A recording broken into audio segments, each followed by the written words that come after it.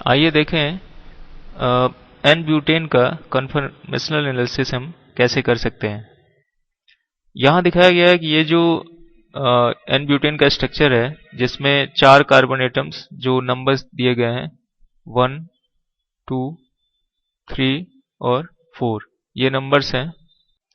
तो इसमें सबसे पहले जानते हैं कि इसे हम ये जो मॉलिक्यूल दिखाया गया है इसे हम एक प्लेन पे कैसे रिप्रेजेंट कर सकते हैं।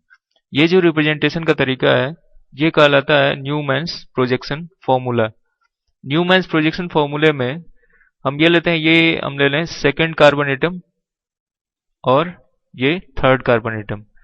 अब इस मॉलिक्यूल को अगर इस डायरेक्शन से देखा जाए, ये जो डायरेक्शन है इस डायरेक्शन से अगर हम देखें इसे, और इसमें ये हम एज्यूम करें कि ये जो CH3 है ये एक ग्रुप की तरह लगा हुआ है इसमें इस कार्बन एटम पर, और ये वाला जो CH3 है ये भी एक ग्रुप की तरह इसमें अटैच्ड है। इसके अलावा जो इस कार्बन एटम पे ग्रुप एटम्स हैं वो है 2 हाइड्रोजन इस पे लगा हुआ है और 2 हाइड्रोजन इस पे अटैच्ड है। तो इसे हम ले लें बैक वाला कार्बन एटम, इसलिए कि इधर से देख रहे हैं ये जो तीर का निशान यहाँ दिखाया गया है। तो इसे थर्ड को, तो इस थर्ड को हम रिप्रेजेंट करते हैं एक सर्किल से। ये सर्किल ये है third carbon atom. Third carbon atom इसमें हम शो करें कि यहाँ एक CH3 ग्रुप लगा हुआ है एक साइड में, और इधर है हाइड्रोजन और इस साइड में भी है हाइड्रोजन। तो ये हुआ पिछले वाले थर्ड जो कार्बन एटम है उसका रिप्रेजेंटेशन। अब दूसरा हम ले लें सेकंड कार्बन एटम, इसे एक पॉइंट से यहाँ रिप्रेजेंट कर रहे हैं। ये एक पॉइंट है, ये जो इसके सीध में है सामने जो हमें दिख रहा है। यहां पर हम ये एज्यूम कर लें कि इस कार्बन एटम से जुड़ा हुआ एक है CH3 और 2 हाइड्रोजन लगे हुए हैं। तो ये जो स्ट्रक्चर हुआ जिसमें कि ये रेड कलर का फ्रंट कार्बन एटम हुआ और ये जो ग्रीन कलर वाला वो बैक कार्बन एटम है जिसमें ग्रुप्स हाइड्रोजन और CH3 ग्रुप्स लगे हुए हैं। ये फॉर्मूला कहलाता है Newman's projection formula. Newman's projection formula, यही न्यूमैन्स प्रोजेक्शन फॉर्मूला यहाँ इन स्ट्रक्चर्स में दिखाया गया है जिसमें कि हम ये जो अरेंजमेंट है कार्बन एटम का, इस अरेंजमेंट में एक कार्बन एटम को फिक्स करके दूसरे को अगर हम रोटेट करते हैं तो उससे पोटेंशियल एनर्जी या जो स्पेशल अरेंजमेंट है जिसे हम कंफर्मेशन कहते हैं स्पेशल अरेंजमेंट को, उस पर क्या असर पड़ता है, और उसी के साथ साथ जो मॉलिक्यूल की स्टेबिलिटी है वो भी कैसे हम डिसाइड कर सकते हैं इन केस में। ये सभी हम बता सकते हैं जबकि हम एक कार्बन एटम को फिक्स करके दूसरे को रोटेट करें उसके सापेक्ष। यहाँ जो फर्स्ट स्ट्रक्चर दिखाया गया है जिसमें कि ये फ्रंट और बैक कार्बन एटम्स दोनों शो किए गए हैं, इस केस में यहाँ अगर हम ये पॉइंट लें, ये जो कार्बन एटम है जो ये पॉइंट इस कार्बन एटम को रिप्रेजेंट कर रहा है, इस कार्बन एटम को हम रोटेट कर रहे हैं। ये पीछे वाला जो कार्बन एटम है उसे हम फिक्स रखे हुए हैं। ये पीछे वाला जो जैसे सर्किल से रिप्रेजेंट किया गया रेड कलर के सर्किल से, उस कार्बन एटम को फिक्स कर दिया गया, और ये जो लाइंस वाले जो कार्बन एटम है उसे हम रोटेट करेंगे पहले वाले के सापेक्ष। तो यहाँ जब रोटेशन स्टार्ट होता है उस समय जबकि दोनों के बीच में 0 डिग्री का सेपरेशन है CH3 और CH3 के बीच में, यहाँ हम देख सकते हैं कि ये CH3 और ये जो पिछला एटम है इसको ऊपर लगा हुआ ये CH3 ग्रुप, ये दोनों ठीक आमने सामने है स्पेस में ये दोनों ठीक आमने सामने, और जब ठीक आमने सामने होंगे तो ये हम कह सकते हैं इस केस में इनके बीच का जो सेपरेशन होगा वो मिनिमम होगा, और सेपरेशन मिनिमम होने से पोटेंशियल एनर्जी मैक्सिमम हो जाएगी, और ये सबसे अनस्टेबल कॉन्फ़िगरेशन होगा पूरे के पूरे सिस्टम का। ये इसे अगर हम फर्स्ट माने सबसे अनस्टेबल कॉन्फ़िगरेशन, इसे हम कहते हैं fully Eclipse position, fully eclipsed structure. ये जो फुली इक्लिप्स स्ट्रक्चर है इसमें ये जो दोनों बल्कि ग्रुप्स हैं वो ठीक आमने सामने हैं स्पेस में। अब आइए देखें कि अगर इसे ये लाइन वाला जो कार्बन एटम है उसे हम 60 डिग्री रोटेट कर दिए पहले कार्बन एटम के सापेक्ष। तो ये होगा क्या कि अब सेपरेशन थोड़ा सा इन दोनों CH3 के बीच में सेपरेशन बढ़ा, ये CH3 और ये CH3 सेपरेशन बढ़ गया थोड़ा। तो ये जो स्ट्रक्चर बनेगा ये स्ट्रक्चर कहलाता है। तो इस सेपरेशन बढ़ने से होगा क्या, पोटेंशियल एनर्जी थोड़ी सी डाउन जाएगी। यहाँ पहला जो केस हमने लिया था उसमें पोटेंशियल एनर्जी क्या होगा, पोटेंशियल एनर्जी इज मैक्सिमम। यहाँ पर पोटेंशियल एनर्जी मैक्सिमम है, इससे कम पोटेंशियल एनर्जी होगी इस सेकेंड स्ट्रक्चर की। और सेकेंड स्ट्रक्चर को हम क्या कहते हैं, गाउस का स्ट्रक्चर। अब यहां देखिए और आगे बढ़े, इससे अगर हम इस रोटेशनल एंगल को फिर और 60 डिग्री इंक्रीज कर दिए, ये अब टोटल रोटेशन हो गया 120 डिग्री। 120 डिग्री जब रोटेशन होगा तो अब यहां हम देख सकते हैं कि ये CH3 ग्रुप अब इस हाइड्रोजन के सामने आ गया। ये जो हाइड्रोजन यहां लगा हुआ था इस हाइड्रोजन के सीध में आ गया। तो इस स्ट्रक्चर में हम कह सकते हैं ये इक्लिप्स पोजीशन तो है इसलिए कि हाइड्रोजन और CH3 दोनों सामने आ गए, लेकिन ये फुली इक्लिप्स पोजीशन ना होके ये स्ट्रक्चर कहलाता है partially Eclipse position. Partially Eclipse.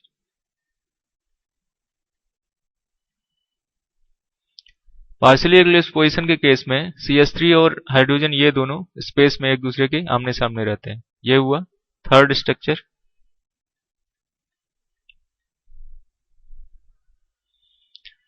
अब आइए देखें कि इस रोटेशनल एंगल को और हमने 60 डिग्री इंक्रीज कर दिया। ये और 60 डिग्री इंक्रीज कर दिया गया। अब टोटल एंगल जो होगा इन दो CH3 के बीच में वो हो गया रोटेशनल एंगल, वो हम कह सकते हैं 180 डिग्री। 180 डिग्री जब ये दोनों अपार्ट होंगे उस केस में जो सेपरेशन होगा दोनों CH3 के बीच का वो सेपरेशन मैक्सिमम हो जाएगा, एक दूसरे की ठीक एंटी पोजीशन पे वो चले जाएंगे। और जब वो ठीक एंटी पोजीशन पे चले जाएंगे तो इस केस में पोटेंशियल एनर्जी जो होगा इस मॉलिक्यूल का वो लोएस्ट हो जाएगा, लीस्ट हो जाएगा। तो इस स्ट्रक्चर का पोटेंशियल एनर्जी लीस्ट होता है। ये है फोर्थ स्ट्रक्चर, जिसे हम कहते हैं एंटी पोजीशन। अब यहां देखिए कि और हम आगे बढ़े, ये जो रोटेशन है इसे और 60 डिग्री इंक्रीज कर दिया गया। तो अब जो टोटल रोटेशन हो गया वो हो गया 240 डिग्री।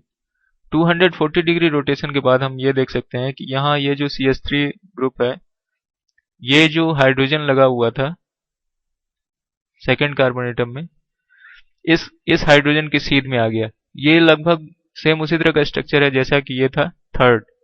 तो थर्ड और ये जो फिफ्थ स्ट्रक्चर है ये दोनों सेम होते हैं, इन दोनों की पोटेंशियल एनर्जी भी सेम होंगी। इस स्ट्रक्चर को हम कहते हैं पार्शियली इक्लिप्स्ड। ये पार्शियली इक्लिप्स पोजीशन पे हाइड्रोजन और मिथाइल ग्रुप ये दोनों आमने सामने होते हैं। अब अगर हम रोटेशनल एंगल को और 60 डिग्री इंक्रीज कर दें तो ये रोटेशनल एंगल इंक्रीज करके हो गया 300 डिग्री। 300 डिग्री हमने रोटेट कर दिया। 300 डिग्री जब रोटेट करेंगे अब ये CH3 और ये CH3 सेम उस पोजीशन पर आएंगे जैसा कि ये था सेकंड। केवल डिफरेंस क्या होगा कि सेकंड केस में यहाँ ये लेफ्ट हैंड साइड में था, ये राइट हैंड साइड में है, और ये इस जो 6 पोजीशन पे ये इसके लेफ्ट हैंड साइड में आ गया। और जो बीच का सेपरेशन होगा CH3 का वो लगभग वो सेम होगा। तो इस स्ट्रक्चर को भी हम कह सकते हैं काउके स्ट्रक्चर। ये 6 इसे कहते हैं काउके स्ट्रक्चर। अब अगर यहां से अगर हम और 60 डिग्री रोटेट करते हैं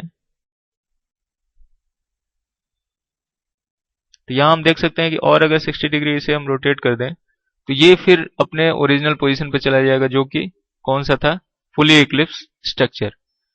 फुली इक्लिप्स स्ट्रक्चर में तो ये फिर अपने नॉर्मल पोजीशन पे आ गया। तो 60 डिग्री रोटेशन के बाद जो स्ट्रक्चर आएगा वो होगा फुली इक्लिप्स स्ट्रक्चर। और ये जो स्ट्रक्चर है फुली इक्लिप्स स्ट्रक्चर इसे हमने फर्स्ट स्ट्रक्चर के फॉर्म में दिखा दिया है। तो ये हम कह सकते हैं कि अब ये 300 तक जो स्ट्रक्चर आए, यही अब जो ये 6 स्ट्रक्चर हैं यही बार बार रिपीट करेंगे जैसे जैसे हम इसका एंगल चेंज करते जाएंगे। तो ये मैक्सिमम प्रोबेबल स्ट्रक्चर है जो कि स्पेशल अरेंजमेंट के द्वारा हो सकता है, किसमें? नॉर्मल ब्यूटेन में। अब यहाँ ड्यूरिंग रोटेशन अगर हम पोटेंशियल एनर्जी चेंज देखें कि एन ब्यूटेन के केस में जब हम रोटेट करते हैं मॉलिक्यूल को तो पोटेंशियल एनर्जी कैसे चेंज करती है, तो उसे हम देख रहे हैं कि पोटेंशियल एनर्जी मैक्सिमम है किस पोजीशन पे, जबकि एंगल 0 था, जिसे हम फर्स्ट स्ट्रक्चर के फॉर्म में दिखाया था, फुली इक्लिप्स स्ट्रक्चर। यह था फर्स्ट स्ट्रक्चर जो था फुली इक्लिप्स स्ट्रक्चर। इस केस में पोटेंशियल एनर्जी मैक्सिमम वैल्यू पर है। इसके बाद जैसे जैसे हम एंगल बढ़ाते जाते हैं, ये जब 0 से 60 की तरफ बढ़ता है तो होता क्या है कि ये जो पोटेंशियल एनर्जी है ये धीरे धीरे नीचे आने लगती है, और नीचे आते आते 60 डिग्री पर ये एक मिनिमा को अप्रोच करती है 60 डिग्री पर। और यहां पर जो स्ट्रक्चर आता है 60 डिग्री पर, वो स्ट्रक्चर कौन सा है? सेकेंड स्ट्रक्चर जो था गाउके। इसके बाद फिर जब हम 60 से 120 की तरफ बढ़ते हैं तो ये पोटेंशियल एनर्जी फिर इंक्रीज करने लगता है, क्योंकि सेपरेशन जो है CH3 अब H की तरफ अप्रोच करने लगा। तो ये बढ़ते बढ़ते फिर ये अपने मैक्सिमम को अप्रोच किया कब? जब ये एंगल हो गया 120 डिग्री। तो यहां हम देख रहे हैं 120 डिग्री पर ये थर्ड स्ट्रक्चर एग्जिस्ट करता है जिसे हम कहते हैं पार्शियली इक्लिप्स स्ट्रक्चर। अब उससे जब हम रोटेशन फिर स्टार्ट करते हैं 120 से 180 की तरफ बढ़ते हैं तो ये पोटेंशियल एनर्जी फिर नीचे आना शुरू होता है, और फिर ये लास्ट में एक मिनिमा को पर पहुंचता है। और ये जो मिनिमा है ये मिनिमम पोटेंशियल एनर्जी है जो कि ये कन्फर्मेशंस जो भी स्ट्रक्चर्स हैं कन्फर्मेशनल, ये रख सकता है एन ब्यूटेन के केस में। और ये जो है ये इस पोजीशन को हम क्या कहते हैं? This is known as anti position, anti confirmation. इस केस में जो पोटेंशियल एनर्जी होगी वो लीस्ट होगी।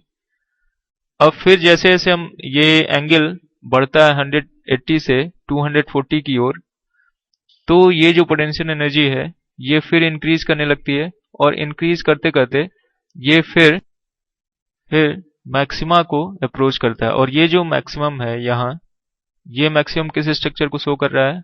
ये शो कर रहा है फिफ्थ स्ट्रक्चर। और ये जो फिफ्थ स्ट्रक्चर है ये वही गाउके स्ट्रक्चर है।